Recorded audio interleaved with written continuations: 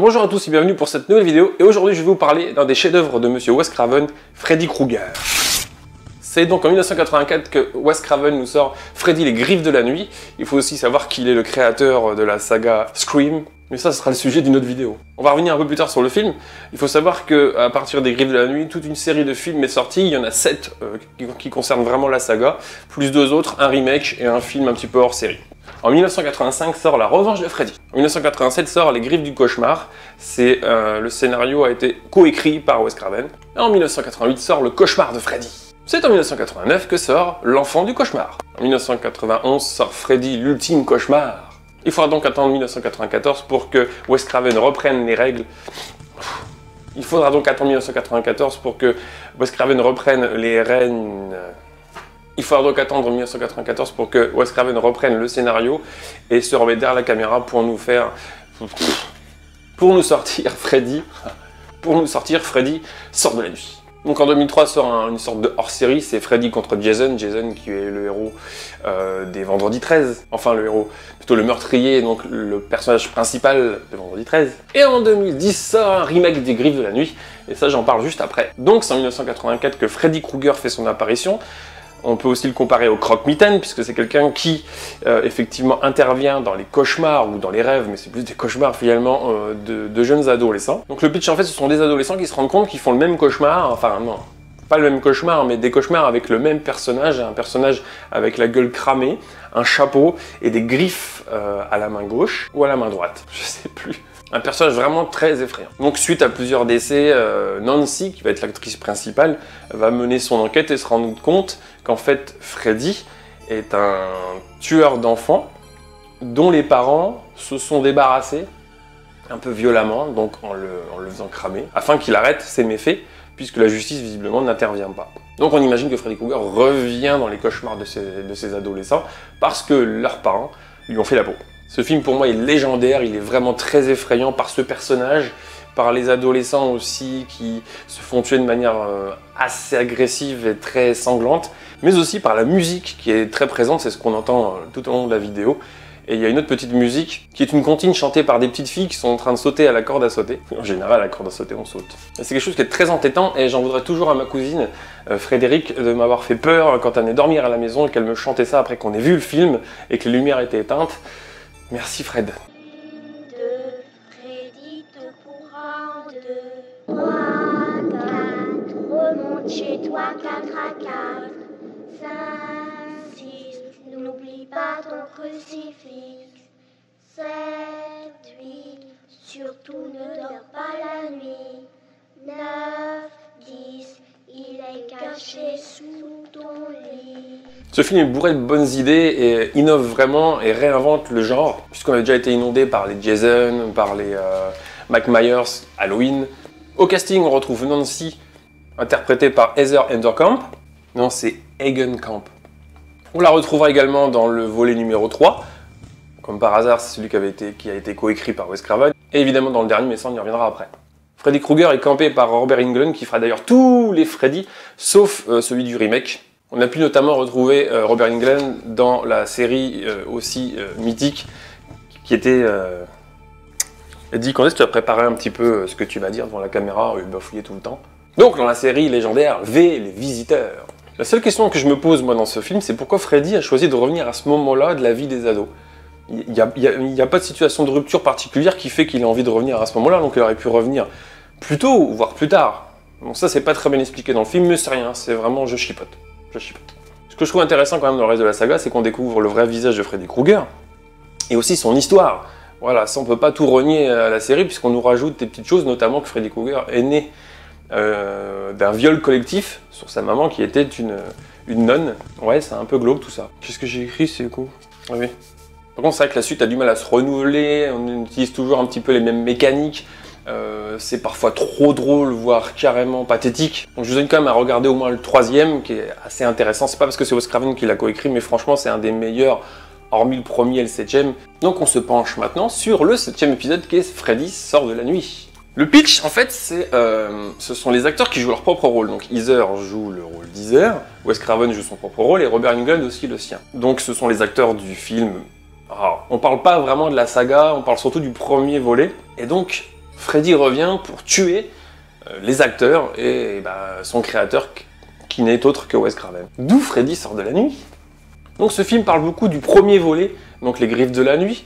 On a vraiment l'impression que Wes Craven avait envie de reprendre la main sur la saga pour la clôturer finalement. Plusieurs fois dans le film, notamment à un moment donné, il y a un chauffeur de taxi qui dit « Ah oui, vous êtes l'actrice des Griffes de la Nuit, et franchement de la série, c'était bien le meilleur. » Donc c'était un petit clin d'œil effectivement. C'est vrai que ce volet a un petit peu moins d'impact, mais a au moins le mérite de clôturer la saga avec classe, et ça on peut pas enlever ça à Wes Craven. Il est beaucoup plus épuré, beaucoup plus simple, va beaucoup plus droit au but que les épisodes précédents de la saga qui étaient un petit peu farfelus. Ce que je peux reprocher à ce film-là, c'est moi j'ai pas compris le lien entre le fils de l'actrice qui est joué par Miko Hughes et finalement Freddy, c'est-à-dire que le gamin est un petit peu épileptique ou autiste à un moment donné, au moment où Freddy revient, mais on sait pas trop le lien, il pète vraiment les plombs le môme. On le retrouve plusieurs fois à regarder le film Les Griffes de la Nuit, donc le film de sa maman, on est bien d'accord, vous avez tous bien compris. Et moi j'ai du mal à faire le lien entre les deux, je pense que ça aurait pu être un peu plus approfondi quand même. Et moi j'aime pas du tout, j'ai un regret, j'aime pas du tout le maquillage de Freddy sur celui-ci. Autant à un moment donné, justement Robert Englund fait une apparition dans le film, enfin on le voit tout le long du film, mais il y a une scène où il revient en Freddy avec les fans qui sont complètement déchaînés, et c'est le vrai maquillage de l'époque. Et moi je trouve vraiment que ce maquillage-là, c'est Freddy Krueger. Que quand il revient en réalité donc dans le film, c'est compliqué tout ça. Mais le maquillage est pas terrible, je trouve que ça fait un peu trop latex, et les lames sont beaucoup moins artisanales que dans les films précédents où c'était vraiment un gant avec des lames rajoutées dessus, donc par monsieur... Je pense que tu veux parler de Freddy Krueger, non? Donc un peu plus gnognotte. Moi j'aime pas trop, mais bon, je chipote tout le temps. Par contre la fin est assez jouissive au moment où l'actrice se retrouve sur les lieux du premier volet, dans les mêmes décors, la même rue, Elm Street, puisque en plus il faut savoir que c'est le titre original du film, hein, c'est Elm Street qui est donc le nom de la rue où habitaient tous ces ados. Donc elle se retrouve là, comme dans le premier volet, avec sa maison, avec les barreaux aux fenêtres que sa mère avait installés, mais ça je vous invite à regarder le premier film pour bien comprendre tout ce que je vous raconte. Et c'est vraiment une très grande prouesse de monsieur Wes Craven. Ah, je perds mes notes. Autant je ne reviendrai pas sur l'épisode hors série, qui ne sert absolument à rien, mais je vais revenir quand même sur le remake, donc Les Griffes de la Nuit. Donc c'est un film assez récent puisqu'il est sorti en 2010. Et comme je vous disais, c'est la première fois que Robert Englund ne campe pas le rôle de Freddy Krueger, mais qui est interprété pour l'occasion par, je vais lire ma note parce que ça fait plusieurs fois que j'essaie de le répéter, je n'y arrive pas, donc interprété par Jackie Earle Haley. C'était pourtant pas si compliqué que ça, mais j'arrive pas à l'intégrer. C'est un petit peu la même trame que le film d'origine, le même conducteur, si ce n'est qu'il y a quand même quelques différences dans le scénario, sinon ce serait pas très drôle, mais ça apporte un petit quelque chose à l'histoire. Par contre, je trouve que Freddy est beaucoup moins charismatique et a beaucoup moins d'humour que Robert Englund. Bon, c'est pas le même style. Aussi savoir que le film reprend des scènes marquantes du film d'origine, notamment la fameuse scène où Nancy est en train de prendre son bain et qu'elle s'endort, et Freddy sort ses griffes de l'eau comme ça, entre ses jambes, et ça frappe à la porte, les griffes rentrent. Ce que j'aime bien dans cet épisode, là où ils ont vraiment été très forts, c'est qu'on arrive à douter de la culpabilité de Freddy Krueger. Faut savoir que dans celui-ci, c'est pas un tueur d'enfants, c'est un agresseur d'enfants. C'est-à-dire que les enfants ont des blessures, visiblement ils ont été dans sa cave, mais on sait pas trop, et du coup à un moment donné, on émet l'hypothèse que Freddy Krueger serait peut-être innocent et que c'est pour ça qu'il revient pour se venger, parce que les parents, comme dans le film d'origine, se sont débarrassés de lui en le cramant. Alors s'il est innocent, on peut comprendre qu'il est très vénère et qu'il revient pour ça. Donc il revient pour ça.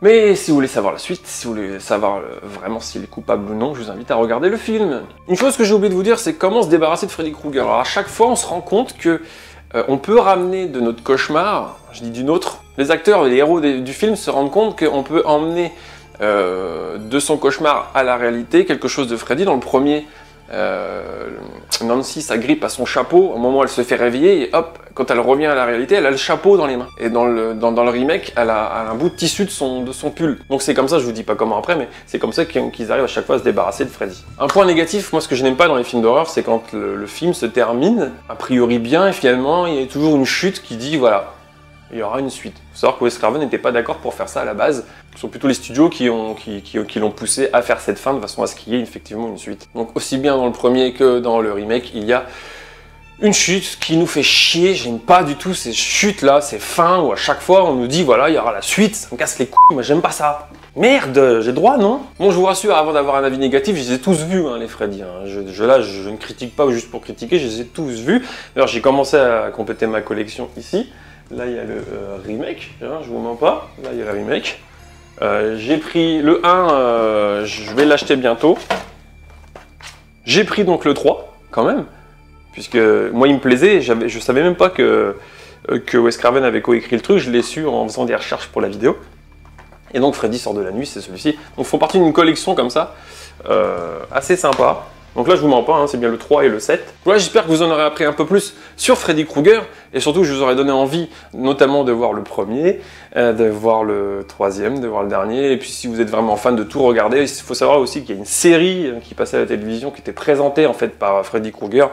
C'était un petit peu comme la 4ème dimension ou les contes de la crypte. Je vous parlerai plus longuement de Wes Craven dans une autre vidéo, notamment de la saga des Scream, et qu'il a créé un nouveau genre, les slashers. Voilà, si cette vidéo vous a plu, n'hésitez pas à m'encourager avec un petit like, pour ceux qui n'auraient toujours pas fait, de vous abonner à ma chaîne. N'hésitez pas non plus à me suivre sur Instagram, et pourquoi pas m'ajouter sur la PlayStation 4. Sur ce, je vous souhaite de frissonner en regardant les films de Freddy Krueger. Je vous dis à bientôt pour une nouvelle vidéo, prenez bien soin de vous, ciao! N'hésitez pas à liker cette vidéo, à vous abonner à ma chaîne, entrez-moi également sur la PlayStation, suivez-moi sur les réseaux sociaux comme Instagram et sur Twitter. Allez, ciao!